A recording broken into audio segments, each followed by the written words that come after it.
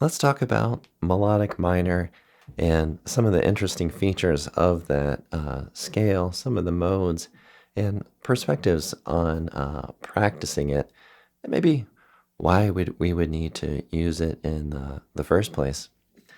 Well, let's talk about C here. Let's say we have a C minor 6, and we're treating this as a tonic minor type of chord.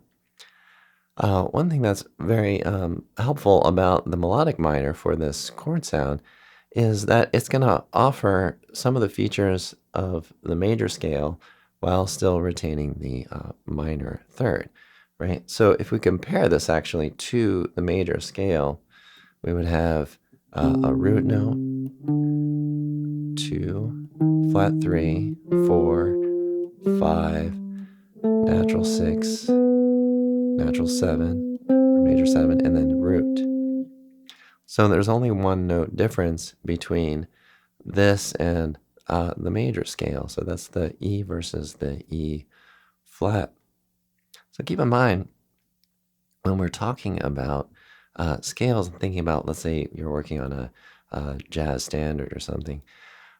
When you're working in tonality and you have a key signature, we don't actually have key signatures for these melodic minor type scales or harmonic minor scales or harmonic major, right?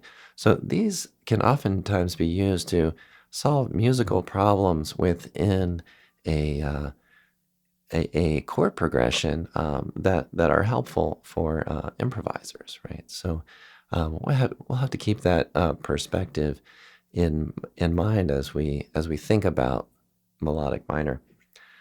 Well, let's compare melodic minor a little bit to some of those other scales that I mentioned.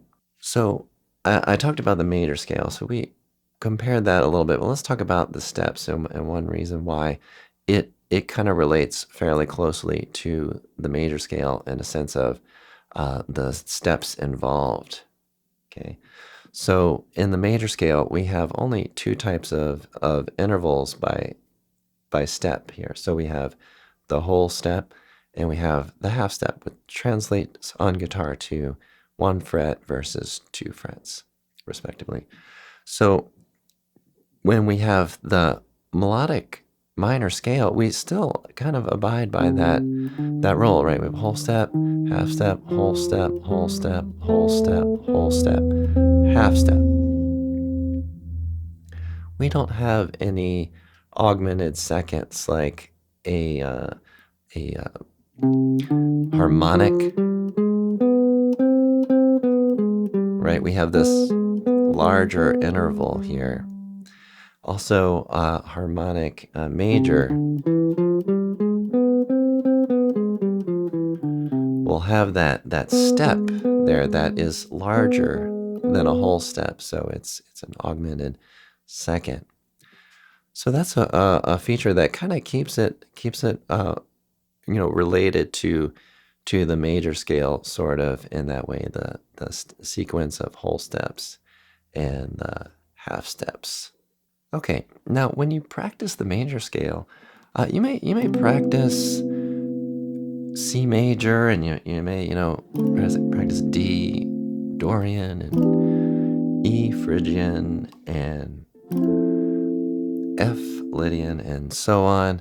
And you can certainly do that with the melodic minor scale, but in practical use, what you may find is that you're going to use the melodic minor in certain circumstances within a tune, right? So so there are going to be certain chord scales that tend to work well for certain harmonic circumstances. So that's what I meant earlier by, we don't have a key signature of, some melodic scale necessarily. So let's prioritize some of the really useful, practical chord scales which are within the melodic minor scale.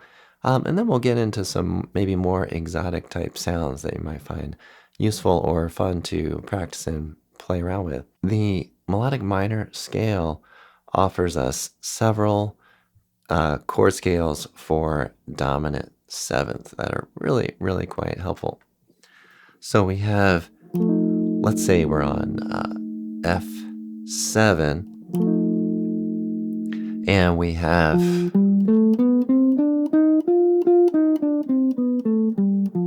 this type of sound. So that gives us something called the Lydian dominant. So it has the sharp 11 of the Lydian, and it has the flat 7 of the Mixolydian. Okay, so it kind of takes two elements from that. So that can be great as a 2-chord. Let's say an E flat, for example. It's oftentimes going to be helpful with a flat 7 type chord and key of G in this example. So that can be very, very useful for us. Let's take a little look into G, right? G7. Okay, so here we end up with something that's kind of similar to the Phrygian dominant, but it has a natural 9 to it. So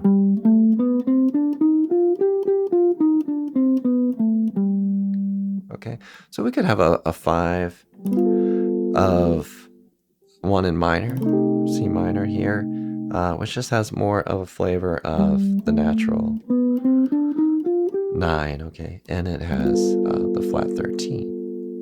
So it's helpful to compare these to other types of modes that you may be familiar with. And another really great chord scale is known as the super Locrian. Really, really kind of neat because it has the, in a sense, the flat thirds. You might, when you first check this out, you might think, oh well, maybe minor 7 flat 5, right? But it has this flat 4 in a sense, right? So we can think of that in the context of a dominant 7th as a major third. So you end up with 2 types of 9s, right? You get the flat 9, the sharp 9, and the third. And that way we can use this for sharp 9 type chords or flat 9 type chords, any alter type chord, and that gives us the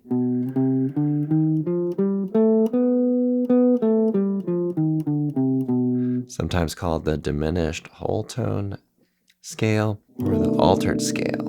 Okay, so oftentimes these things have several different types of names, but anything that has sort of altered harmony to it is going to be compatible with this. So it works very effectively with that. So like I said, several solutions for dominant 7th type harmony, and you'll find these very useful as you play through different jazz standards. So you're going to hear me talk about different key centers as I go through this, because this is often going to be used as a type of chord scale to work with different harmonic situations and different key centers and different things like that. So let's talk a little bit about A minor 7 flat 5. With this, we might think in terms of a G major, a 2-chord in G major. So this could be pretty kind of interesting because if we look at this from that perspective, we can maintain the E flat here while keeping the B natural, right? So we could have a chord scale with a natural 9 on a minor 7 flat 5, which you want to kind of use with care or use with caution, because if you use it with let's say G minor, there can be a little bit of a conflict with that B natural. So again, the Cole Porter type tune, used this type of mixing of kind of minor, major in a sense with respect to the predominant, dominant chord. So those are some areas to check out. Well, let's get into some more, maybe I might say exotic sounds or more mysterious type sounds. This melodic minor has a sort of mysterious quality to it. It's hard to pinpoint it, and maybe that's because we're so used to the major scale. But let me know in the comments what you think about that. All right, let's talk about D sus with a flat 9. Okay, so we get into this kind of sound, right?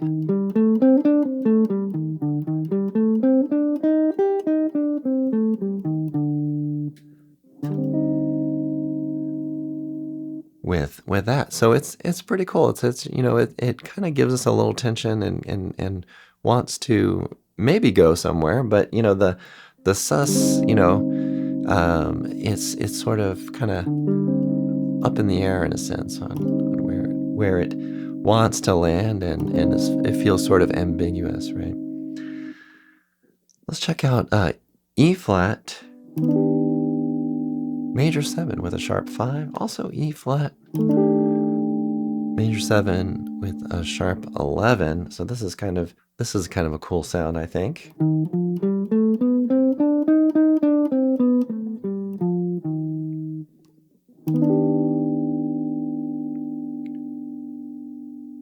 Also, back to our tonic minor. If we have a C minor major 7, that's also a kind of a more mysterious sound, maybe than the minor 6. So that's another area to explore there too. So as you work at these, place all these into a harmonic context and see if you can use them in the sense of just vamping one of these chords that I'm talking about and playing the melodic minor, getting a sense for how it sounds on each harmony, and then see if you can apply it to some standards that you might use. So especially with the dominant sevenths that I mentioned earlier. I hope you enjoyed this podcast. If you're listening to this on a platform like Spotify, check out the YouTube channel. You can find the link in the description below. And there you can support my content by subscribing, liking videos, and if you want to dig deeper into this, I have a video version of this on my member area there on YouTube, Lessons and Talks. All right, well, I'll talk to you all in the next one. Have a great practice session.